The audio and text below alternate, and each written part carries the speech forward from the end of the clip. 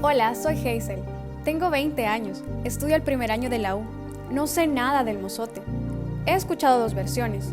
Una, en la que los militares son héroes de guerra, y otra, en la que son asesinos, violadores de los derechos humanos. Ustedes también saben que muchos políticos han mencionado este tema a lo largo de todos estos años, pero pareciera que lo hacen a su propia conveniencia. Sinceramente, no entiendo lo que pasó. Quisiera conocer la historia, el lugar, descubrir la verdad y sacar mis propias conclusiones.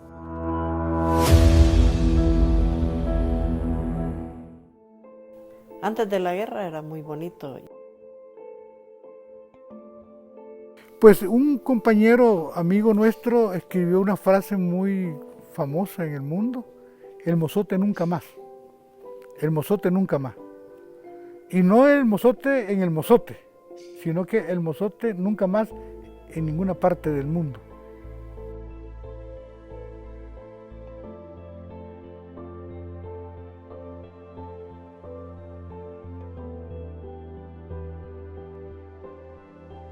Bueno, de esos 22.000 casos analizados y comprobados por la Comisión de la Verdad, solo hay uno abierto en un juicio, el de la masacre del Mozote, el de los 1.000 campesinos destruidos. Es un lugar muy importante para el nunca más, para que nuestro país no se construya sobre violencia. Ustedes, si son jóvenes de verdad, van a tratar de conocer sus raíces. Porque sin raíces no hay futuro, sin memoria no hay futuro.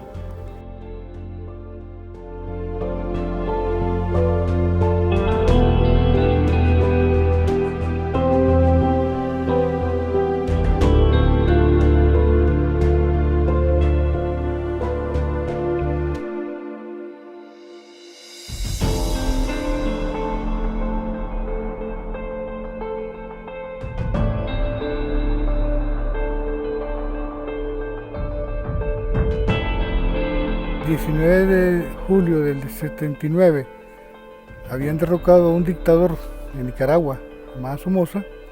Eso vino a sublevar más las sociedades de Centroamérica, en este caso El Salvador, Honduras, Guatemala, sintieron como que podían hacer la transformación que necesitaban los pueblos. Y El Salvador pues no fue la excepción, pero también el pueblo estaba organizado y estaba haciendo su lucha reivindicativa a través del movimiento popular, que también puso en qué pensar a la administración norteamericana.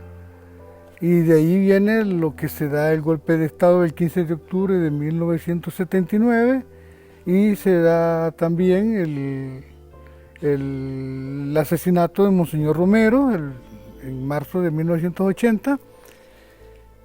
Entonces, en todo ese trajín que había en Centroamérica, porque Honduras tenía su movimiento guerrillero, los Lorenzo Zelaya, los Cinchoneros, Guatemala, la URNG, y El Salvador pues estaba en su afán de querer consolidarse y se forma como un frente armado con el FMLN.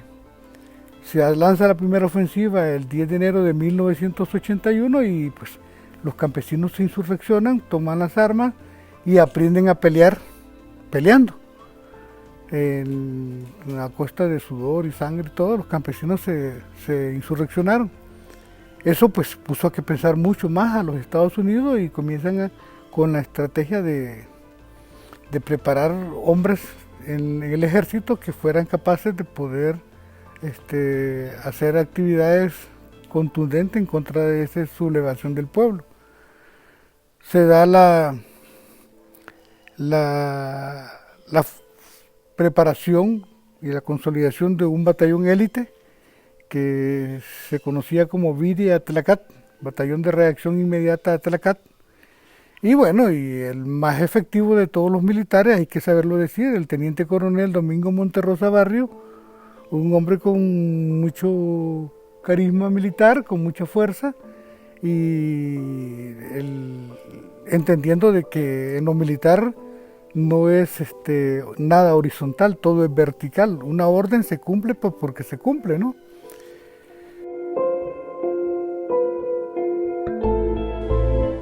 Hablar del mozote es hablar de algo muy triste. Previo a la masacre había estallado ya la guerra civil. La muerte de Monseñor Romero en 1980 creó una conmoción muy fuerte en el país e hizo pensar a mucha gente que sin una insurrección era imposible que cambiaran las cosas en el país, porque mataron al santo, a la persona más decente, buena y además con una defensa de los pobres y un deseo de transformar la vida en El Salvador, pues el que tenía un deseo más grande, ¿verdad? Entonces estalla en 1981 la ofensiva de la guerrilla, comienza la guerra civil y los militares quieren terminar la guerra cuanto antes y solo piensan en terminar la guerra a través de una victoria militar absoluta. Para ello desarrollan una teoría que ya habían empleado en otros lugares, la teoría de la tierra arrasada. Es decir, lo mejor es terminar con aquellos que pueden dar de comer a los guerrilleros. Y como los guerrilleros se movían en zonas rurales, cerca de montañas, etcétera, para esconderse, decidieron limpiar, ¿verdad?, de población todas las zonas montañosas. Así pasó la masacre del Zumpul, también pasó algunas masacres por el lado de San Vicente, y así fue que se desarrolló en el departamento de Morazán la masacre más fuerte y terrible, ¿verdad? Es decir, con destrucción, miren, de los aproximadamente 1000 personas, campesinos, el 70% eran niños menores de 12 años, es decir, masacraron niños sin compasión, ¿verdad? Es decir, destruyeron una buena parte de la juventud salvadoreña, ¿verdad? Entonces, eso es lo que pasó. Posteriormente, bueno, los campesinos quedaron muy desorganizados, una gran cantidad de ellos huyeron a Honduras, se asentaron en Colomoncagua, Honduras. Allí había un campamento muy grande de refugiados, en torno a los 10.000 refugiados, y no regresaron ya hasta bastantes años después. El arzobispado fue el que recogió, primero un periodista norteamericano, pero después el arzobispado es el que recogió los datos fundamentales de la masacre y el que empezó un enjuiciamiento. Ahí Monseñor Rivera, también María Julia Hernández, que era la directora de la tutela legal del arzobispado, hicieron una magnífica labor. Fueron descubriendo cada vez cosas más horrorosas. La Comisión de la Verdad, apoyada, ¿verdad?, por la tutela legal del arzobispado, también intervino y de nuevo comprobó que era cierto lo que la propia Iglesia decía, que había habido una masacre terrible.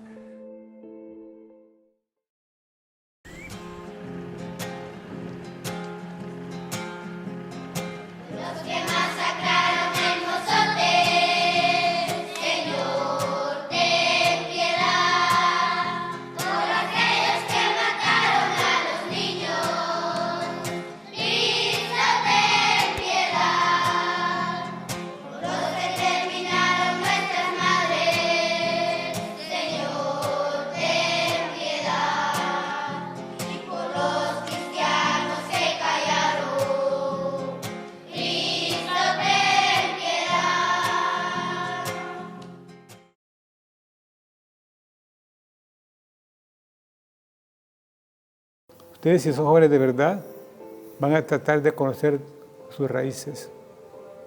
Porque sin raíces no hay futuro. Si memoria no hay futuro. Un joven puede contar su propia historia en cuanto a su memoria.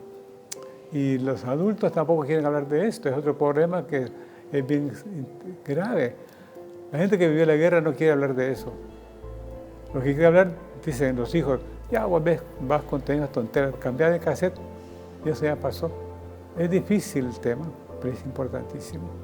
Porque hay que saber de dónde somos, de dónde venimos, quiénes somos y a dónde vamos. Y eso es lo que en general al joven le cuesta, porque quiere vivir el presente y vivir de emociones, no de hechos y no de relatos serios. Por eso es importante este esfuerzo que va a abrir mucho los ojos y va a hacer sentir que son parte de esta historia, que quieren cambiarla y eso supone saber entonces qué pasó.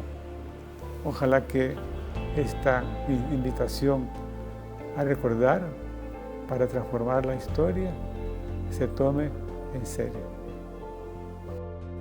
¿Podemos confiar en que algo así no se repetirá jamás?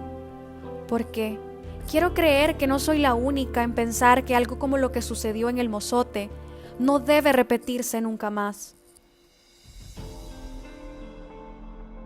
No sé si eres una persona religiosa y no te pido que lo seas, pero sí te invito a que veas con nuevos ojos este evento que hemos tratado de presentarte a través de Hazel, a través de distintos personajes que en este cortometraje hemos tenido en cuenta. Pero también quisiera que por un momento vieras con unos ojos de fe estos acontecimientos. Te pido, por ejemplo, que pienses en Mahatma Gandhi, en Martin Luther King, en la Madre Teresa de Calcuta, en Juan Pablo II, en Monseñor Romero. Te pido también que pienses por un momento en Jesucristo. Este hombre fue capaz de dar la vida incluso por sus enemigos. ¿Y por qué lo hizo? Porque él sabía que el bien siempre va a triunfar sobre el mal. Y este bien implica que donde sobreabundó el pecado, donde sobreabundó la violencia, donde sobreabundó la muerte, sobreabundará también el amor. Nuestro país es consciente de que ha tenido una historia trágica, violenta, dura, y puede que tú como joven o el que me esté viendo ahora, el que esté viendo este cortometraje, tenga algunos prejuicios a la hora de hablar de estos acontecimientos y piense que esta es la historia de los buenos y esta es la historia de los malos. Yo creo que no. Es la historia que pasó en el país y es una historia que tenemos que aceptar. Ahora dependerá de nosotros qué hacer con esta historia. Monseñor Romero decía que para que haya paz tiene que haber primero justicia. Hay un salmo también de la Escritura que dice que la justicia y la paz se besan. Yo creo que este es el camino. Aceptar lo que pasó, a sacar nuestras propias conclusiones, pero sobre todo caer en la cuenta que nosotros somos hermanos, que tenemos que alcanzar la reconciliación. ¿Para qué? Para generar una cultura de paz. Nuestro país es muy violento y yo creo que las nuevas generaciones están heredando violencia. Ojalá que tú y yo también pongamos de nuestra parte para que esta historia comience a transformarse, que seamos capaces también que necesitamos ciencias humanistas, necesitamos reflexión, filosofía, necesitamos fe, necesitamos reconciliarnos. Así que esta es la invitación que yo te hago en este lugar tan significativo, pero también quisiera contarte una historia muy breve del Padre Peter, que es el gestor del Monumento de la Reconciliación en el Mozote. Él dice que el país está lleno de contrastes y así como hubo mucha violencia en el tiempo de la guerra, en el tiempo de la guerra civil, también el país contrasta con sus lindos paisajes. Yo creo que podemos volver a ver El Salvador desde esta óptica, sin tanto contraste, hablando de reconciliación, respetándonos, queriéndonos, amándonos, generando una cultura de paz.